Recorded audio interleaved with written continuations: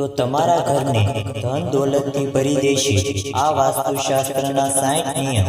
Number 1, ભોજન ક્યારે પણ ચપ્પલ કે બૂટ પહેરીને ન બનાવવું જોઈએ।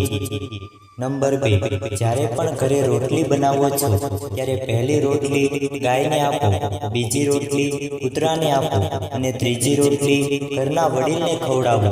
આવું કરવાથી માતા લક્ષ્મી પ્રસન્ન થાય છે।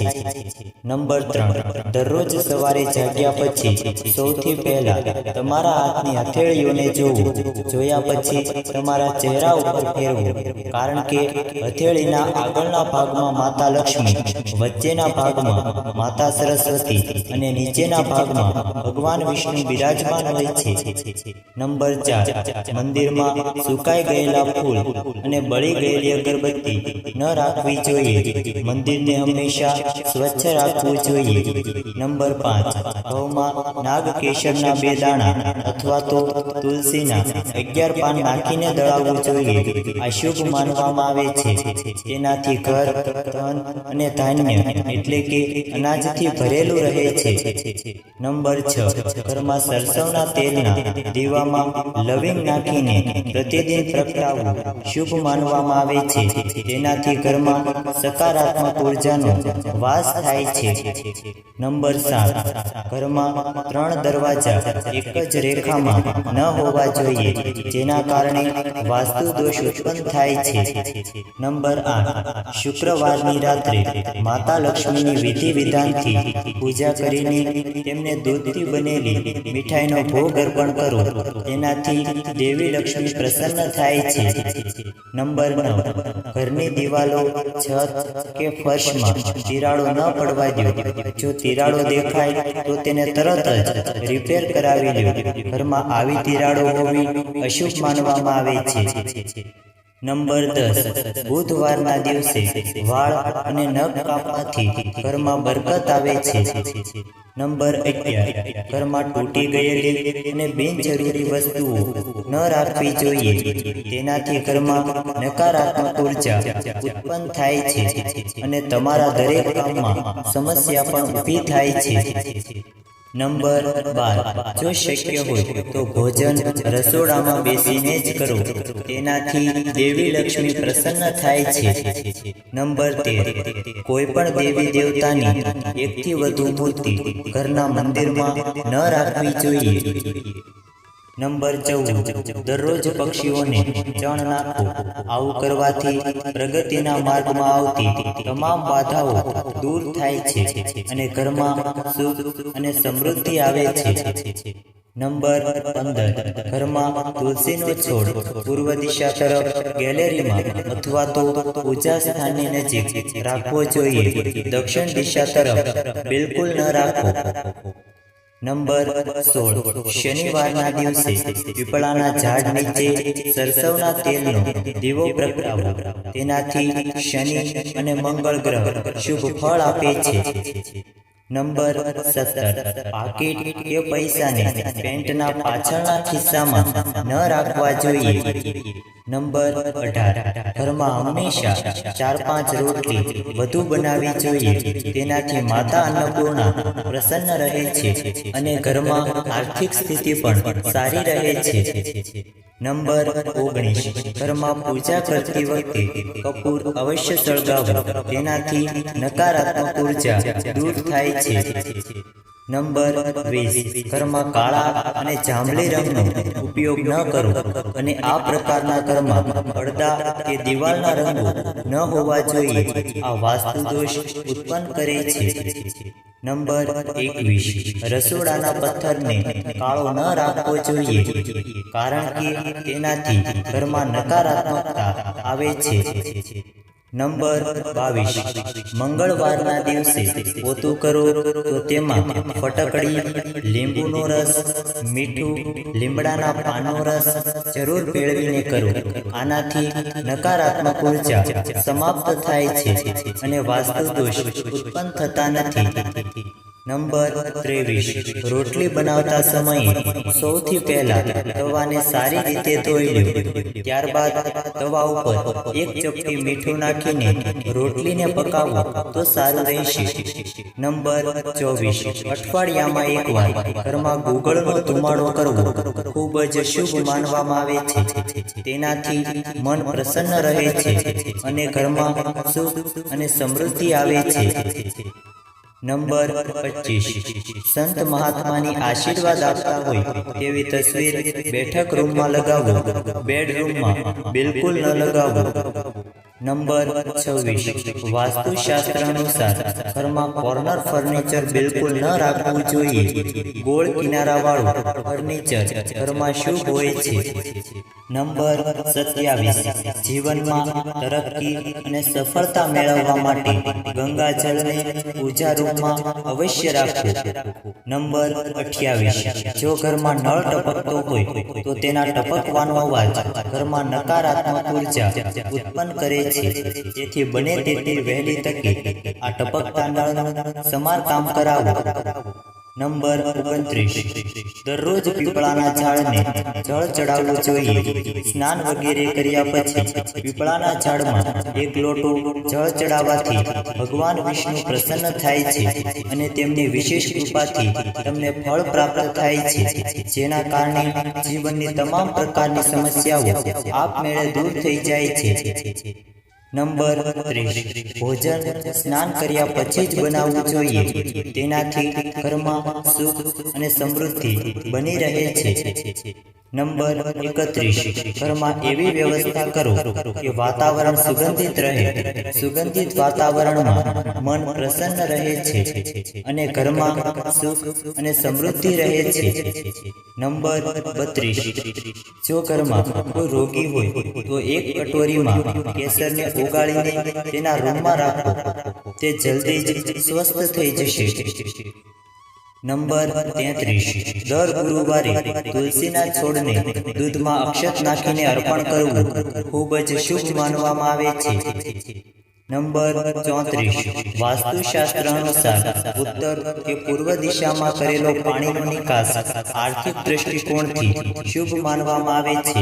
તેથી ઘર બનાવતા સમયે આ વાતનું ધ્યાન અવશ્ય રાખવું જોઈએ. નંબર 35 બિસ્તર ઉપર બેસીને ત્યારે ભોજન ન કરવું જોઈએ. આમ કરવાથી ખરાબ સપના આવે છે અને ઘરમાં સુખ અને સમૃદ્ધિ પણ રહેશે નહીં. નંબર 36 ઘરમાં ક્યારે સાવરણી ઊભી ન રાખો. તેના પર પગ ન મૂકો અને તેની ઉપરથી પસાર થશો નહીં તો ઘરમાં બરકતની કમી થશે. સાવરણીને હંમેશા છુપાવીને રાખો. નંબર 37 દક્ષિણ પૂર્વ દિશાના ખૂણામાં હરિયાળી ભરેલું ચિત્ર લગાવવું જોઈએ. નંબર 38 પહેલી રોટલી ગાયને ખવડાવવાથી દેવતાઓ પ્રસન્ન રહે છે અને પિતૃઓને પણ શાંતિ મળે છે. નંબર 39 પૂજા સવારે 6 વાગ્યાથી 8 વાગ્યાની વચ્ચે જમીન ઉપર આસન પાથરીને પૂર્વ અથવા તો ઉત્તર દિશા તરફ મુખ રાખીને બેસીને કરવી જોઈએ. પૂજાનો સામાન શણ અથવા તો કુશનો હોય તો ઉત્તમ છે. નંબર 40 ભોજનની થાળીને હંમેશા ચટાઈ અથવા તો ટેબલ પર સન્માનથી રાખવી જોઈએ. નંબર 41 મંદિરે જ્યારે પણ જાઓ ત્યારે ખાલી હાથે ન જાઓ અને જ્યારે પણ ઘરે પાછા આવો ત્યારે ખાલી હાથે ન આવો. ભલે માત્ર વૃક્ષ કે છોડના પાન લાવો, ગમે તે કંઈક લઈને જરૂર આવવું જોઈએ. નંબર 42 પૂજા રૂમમાં હંમેશા પાણી ભરેલો એક કળશ રાખો. જેટલું શક્ય હોય તેટલો ઈશાન કોણની જગ્યામાં રાખો. નંબર 43 અગરબત્તી દીવો જે પવિત્રતાના પ્રતીક છે તેમને મોઢાથી ફૂંક મારીને ક્યારેય ઓલવશો નહીં. નંબર 44 ઘરના મુખ્ય પ્રવેશ દ્વારની જમણી બાજુ સ્વસ્તિક અવશ્ય બનાવો. નંબર 45 ઘરમાં અઠવાડિયામાં એકવાર મીઠાના પાણીથી પોતા અવશ્ય કરવા જોઈએ. તેનાથી નકારાત્મક ઉર્જા ઘરમાંથી દૂર થઈ જાય છે. નંબર 46 દક્ષિણ અને પશ્ચિમ દિશાને ખાલી રાખવી વાસ્તુશાસ્ત્ર અનુસાર શુભ નથી માનવામાં આવતું, તેથી આ દિશાને ખાલી ન રાખવી જોઈએ. નંબર 47 ભૂલથી પણ ગેસની નજીક પાણી ન રાખો, નહીંતર પતિ પત્ની વચ્ચે મતભેદ થશે, ઘરમાં ક્યારેય શાંતિ નહીં આવે. નંબર 48 બાંધેલા લોટને ભૂલથી પણ ઘરમાં ન રાખવો જોઈએ, નહીં તો ભૂત પ્રેતનો વાસ થશે અને ઘરમાં અશાંતિ રહેશે. નંબર 49 તમારા ઘરમાં બૂટ કે ચંપલ ગમે ત્યાં વેર વિખેર કે ઊંધા જતા ન રાખવા જોઈએ. તેનાથી ઘરમાં અશાંતિ ઉત્પન્ન થાય છે અને ઘરના મુખ્ય દ્વાર પર બૂટ કે ચંપલ ગમે ત્યાં કે ઊંધા જતા રાખવાથી માતા લક્ષ્મી ઘરમાં પ્રવેશ કરતા નથી. નંબર 50 જો શર્ટ કે પેન્ટનું ખિસ્સું ફાટી ગયું હોય તો તેને તરત જ સારું કરાવી લેવું જોઈએ. નંબર 51 પરિવારને કોઈ દુર્ઘટના કે અનહોનીથી બચાવવા માંગો છો તો કૂતરાને રોટલી ખવડાવવાનું શરૂ કરો.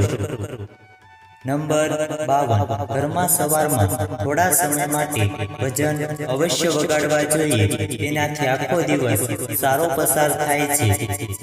નંબર 53 રોજ સવારે જાગ્યા પછી ઘરને સાવરણીથી સાફ કરવું જોઈએ. ઘરની સાફ સફાઈ કરવી આ શુભ કાર્ય છે, જેના કારણે ઘરનું વાતાવરણ સ્વચ્છ રહે છે અને માતા લક્ષ્મીની વિશેષ કૃપા રહે છે.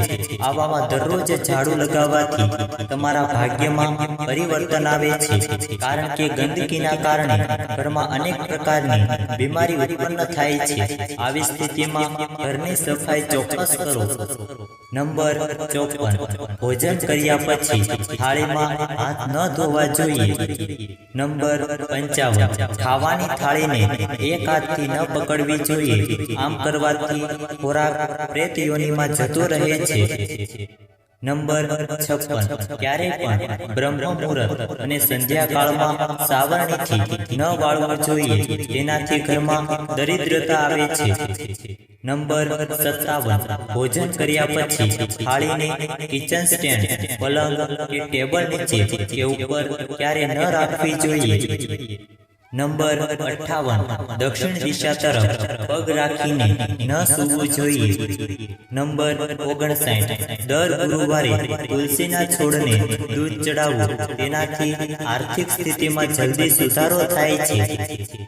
નંબર 60 ઘરની સ્ત્રીઓનું સન્માન કરવું જોઈએ. ઘરમાં સુખ અને સમૃદ્ધિ આવે છે અને દેવી લક્ષ્મી પ્રસન્ન થાય છે. નંબર 61 રોટલી બનાવ્યા પછી તરત જ ગરમ તવાને અને ચૂલાને સાફ ન કરો. થોડો ઠંડો થઈ જાય પછી જ તેને સાફ કરો. નંબર 62 મનમાં નકારાત્મક વિચાર ન આવવા દો.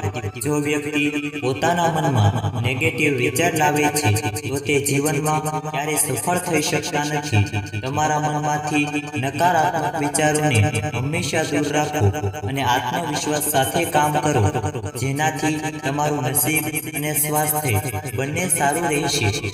જો આ વિડીયો તમને પસંદ આવ્યો હોય તો વિડીયોને લાઈક કરજો, ચેનલને પણ સબસ્ક્રાઇબ કરી દેજો અને બાજુમાં આપેલા બેલ આઇકનને પ્રેસ કરીને ઓલ ઉપર સિલેક્ટ કરી લેજો, જેથી તમને વિડીયોની નોટિફિકેશન સૌથી પહેલા મળતી રહે. અને કોમેન્ટ બોક્સમાં જય શ્રી રામ જરૂરથી લખજો. વિડીયોને છેલ્લે સુધી જોવા બદલ આપનો ખૂબ ખૂબ આભાર. સબસ્ક્રાઇબ કરો, બેલ બટન દબાવતા ના ભૂલશો અને ગ્રુપમાં શેર જરૂર કરશો મિત્રો.